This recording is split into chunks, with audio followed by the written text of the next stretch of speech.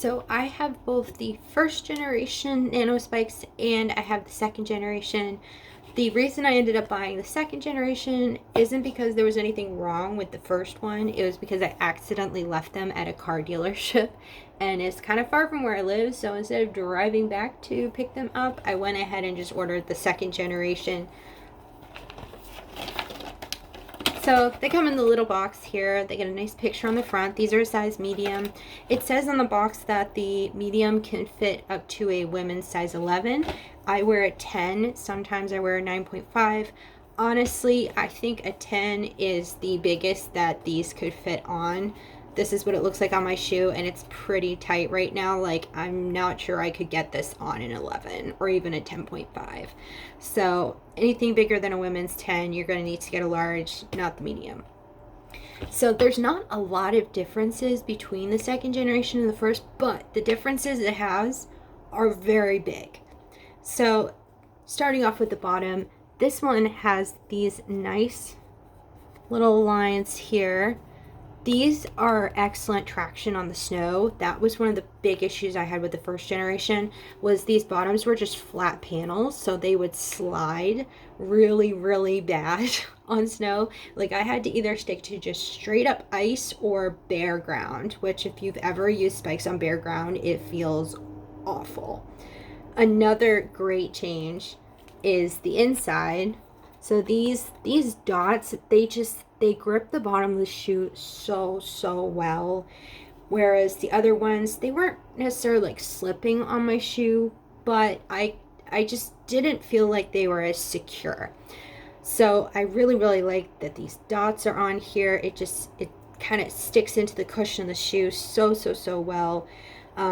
They can also go on either foot, so there isn't one that's designated for the right foot and one on the left. That's not necessarily a difference, but it is one nice thing about the KHATOOLA ones, because there are some brands where they set them up to be on the right foot or the left. These can go on either shoe. They are labeled for which part is the front and which is the back. This one has a really nice little tab to help you get it on there. Next thing, and this part is pretty big too. So you see these little metal things. I don't know what to call them. Sorry, guys. But anyway, these are flat.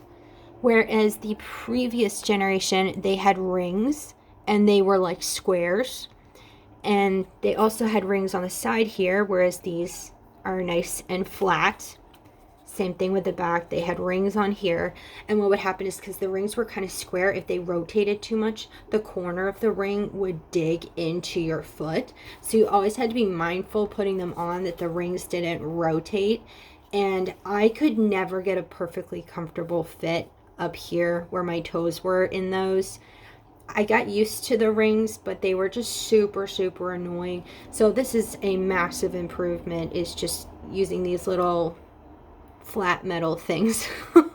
They're not glued together, but this is just so much more comfortable. So basically, like I said, not a lot of differences, but big ones.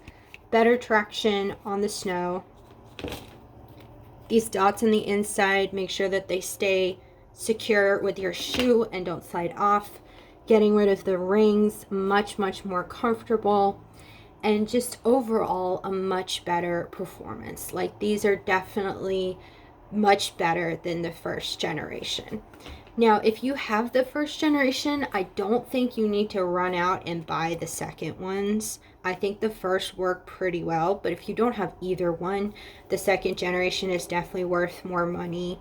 The second generation on Amazon right now, it ranges from $34 for a size small. If you need a medium or large, it ranges from $50 to $60. As far as color, I think color does have an impact on the price, but $50 to $60 is what I would budget for. In the first generation, they're, I think, about $34 right now on Amazon, so they're like half the price if you get the first generation. But if, again, you don't have either one, the second generation is definitely going to be better.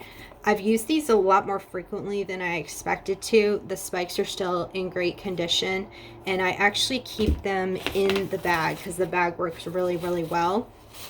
And I keep this in my car. So if I go for a run and unexpectedly there's ice, I can just pull this out of my cart and quickly put them on.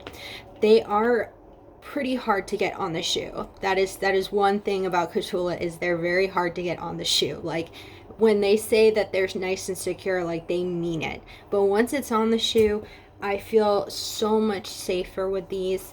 And regardless of the price, like $60, that's way cheaper than going to the ER because of a broken bone. So I'm very, very happy with the second generation. I think they are a massive improvement compared to the first one.